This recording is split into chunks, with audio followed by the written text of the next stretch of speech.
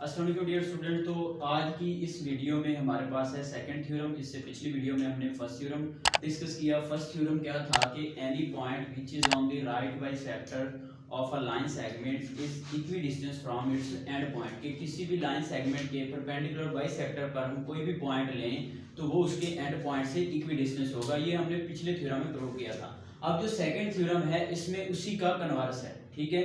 इसमें हमें बताया गया है कि कोई भी पॉइंट है वो उसके लाइन सेगमेंट के एंड पॉइंट से इक्विडिस्टेंस है। ये चीज हमें इस थ्योरम में बताई गई है और हमने प्रूव क्या करना है कि वो उसके राइट बाइसेक्टर पे है, ठीक है। तो हम इसमें लिखते हैं, इसमें हमारे पास गिवन क्या है, गिवन है कि एक हमारे पास लाइन सेगमेंट है, और लाइन सेगमेंट, इसको आप कोई भी नाम दे देते हैं, मैं ए बी का नाम दे देता हूं, and a point P such that,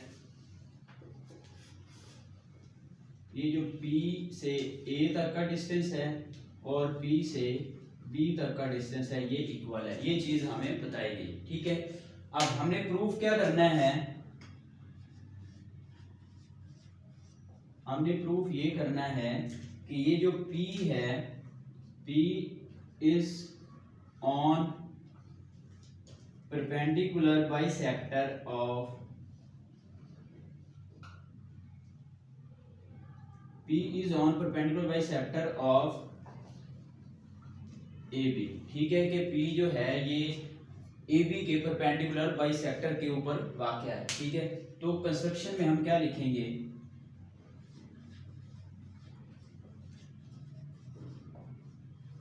construction में हम लिखेंगे draw a perpendicular,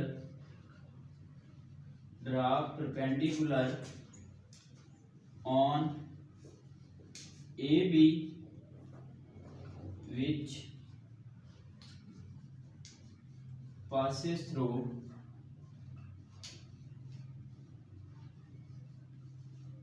C at AB। हमने P से परपेंडिकुलर बाइसेक्टर ड्रा करना है AB पे जो कि एट C पॉइंट इसको कट करता है।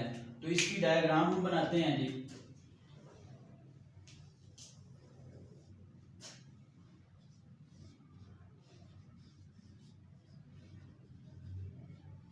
डायग्राम इसकी कैसे बनाएंगे, ये हमारे पास एक लाइन सेगमेंट है AB, एक पॉइंट P हमने लिया हुआ है ऐसे कि उसका A से डिस्टेंस और उसका B से डिस्टेंस ये बराबर है, ठीक है। और हमने P से परपेंडिकुलर ड्रा किया जो कि इसको C पे टच करता है। तो यहाँ पे हमारे पास जो है ट्रायंगल बन गई ACP और BCP, और हमने प्रूफ क्या करना है कि ये जो BC है ये परपेंडिकुलर है ये AB पे, ठीक है। परपेंडिकुलर मतलब क्या है कि इधर भी राइट एंगल बन रहा है और इधर भी राइट एंगल बन रहा है। तो इसमें आप प्रूफ देखते हैं। प्रूफ में हमारे पास जो है वो दो पार्ट्स होते हैं, एक स्टेटमेंट का और एक रीजन का।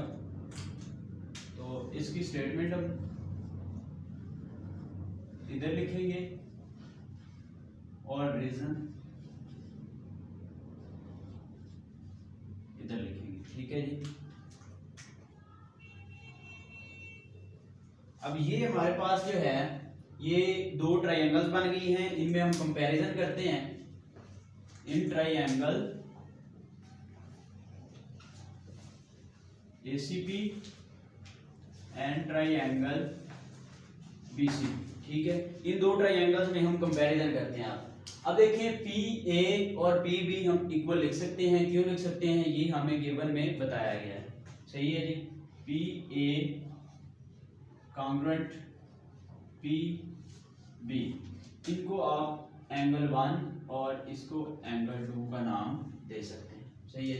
अब इसकी रीजन क्या है, गिवन।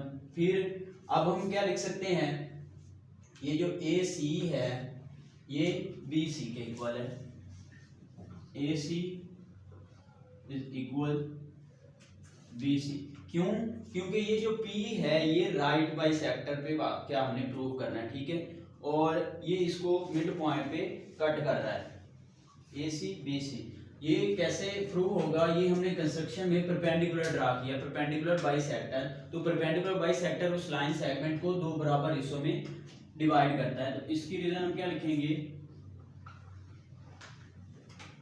कंस्ट्रक्शन, ठीक है। फिर हम क्या लिख सकते हैं? PC congruent PC। तो इसकी रीजन क्या है? ये दोनों ट्रायंगल्स में कॉमन लाइन है, ठीक है। अब तीन लाइंस, जो तीन साइड्स हैं ट्रायंगल की, वो कॉन्ग्रुएंट प्रूफ हो गई हैं। तो यहां से हम क्या लिख सकते हैं कि ट्रायंगल ACP ये कॉन्ग्रुएंट है ट्रायंगल BCP के। तो इसकी रीजन क्या है? S postulate. क्यों? तीनों साइड्स हमने प्रूव की हैं। तो इसको हम क्या लिखेंगे? S पोस्टुलेट, ठीक है। अब दोनों ट्रायंगल्स कॉन्ग्रुएंट प्रूव हो गई हैं, तो इसका मतलब क्या है कि इसके सारे एंगल्स भी कॉन्ग्रुएंट होंगे और इसकी तमाम साइड्स भी कॉन्ग्रुएंट होंगी। तो अब हमने प्रूव करना है कि ये जो दोनों एंगल्स हैं ये राइट एंगल बनते हैं, ठीक है। तो यहां से हम क्या लिखेंगे? मेजर एंगल ACP ये कॉन्ग्रुएंट है मेजर एंगल BCP, सही है। तो ये हमने कैसे लिखे? क्योंकि ये दो कॉन्ग्रुएंट ट्रायंगल्स के कोरिस्पोंडिंग एंगल्स हैं। तो इसकी रीजन क्या लिखेंगे? कोरिस्पोंडिंग एंगल्स ऑफ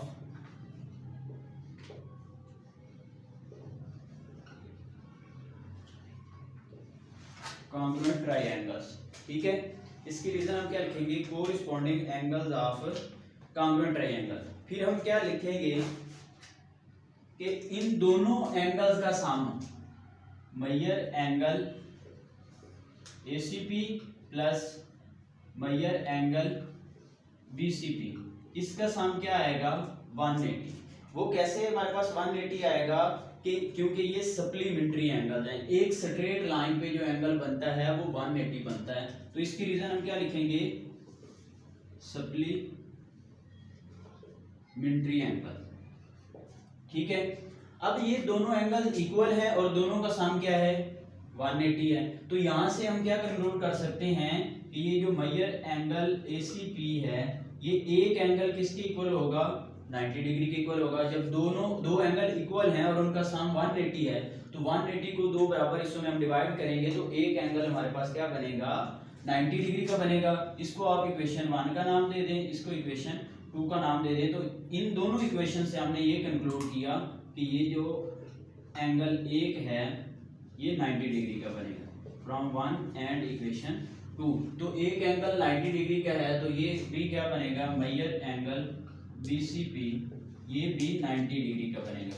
तो इसकी भी रीजन सेम यही लिखेंगे फ्रॉम इक्वेशन 1 एंड 2। और जब ये एंगल दोनों 90 डिग्री के बन रहे हैं तो यहाँ से क्या प्रूव हुआ कि जो P पॉइंट है वो AB के परपेंडिकुलर बाइसेक्टर पे वाक़ है, ठीक है। तो यहाँ पे हम क्या लिखेंगे? Conclusion, hence proved that point P is on perpendicular bisector of AB। तो यहाँ से हमारे पास प्रूव हो गया कि ये जो पॉइंट B है ये AB के परपेंडिकुलर बाइसेक्टर पे है। ये था हमारे पास थ्योरम नंबर 2। अब हम थ्योरम नंबर 3 जो है वो नेक्स्ट वीडियो में डिस्कस करेंगे।